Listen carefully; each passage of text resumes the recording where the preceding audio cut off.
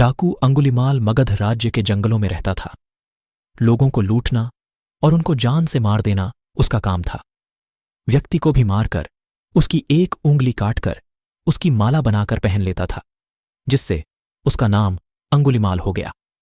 डाकू ने 1000 अंगुलियां पहनने की कसम खाई थी। एक दिन महात्मा बुद्ध उस जंगल के समीप बसे गांव में आए। बुद्ध ने गांव वालों से पूछा, आप लोग इतने डरे हुए क्यों लग रहे हो? गांव वालों ने डाकू के डर की बात कही। अगले दिन बुद्ध उसी जंगल की तरफ निकल गए। गांव वालों ने बुद्ध को रोकना भी चाहा, लेकिन बुद्ध नहीं माने। जंगल के बीच मचान पर बैठे अंगुलीमाल ने बुद्ध को देखा और मचान से उतरकर हाथ में तलवार लेकर बुद्ध की तरफ भागा। बुद्ध आगे बढ़े जा रहे थे। अंगुलीमाल पीछे से जोर जोर से बोल रहा था, रुको रुको। बुद्ध नहीं रुके। डाकू को और क्रोध आ गया।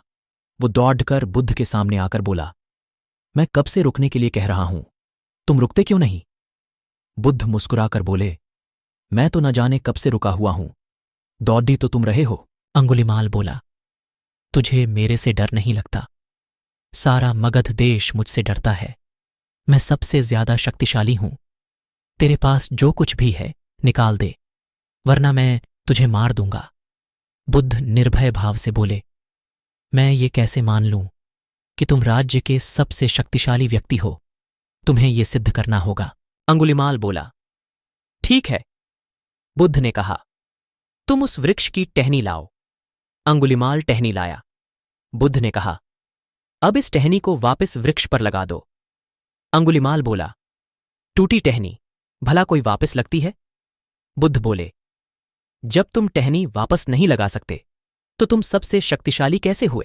यदि तुम किसी को जीवन दे नहीं सकते तो उसे मृत्यु देने का तुम्हारा कोई अधिकार नहीं है।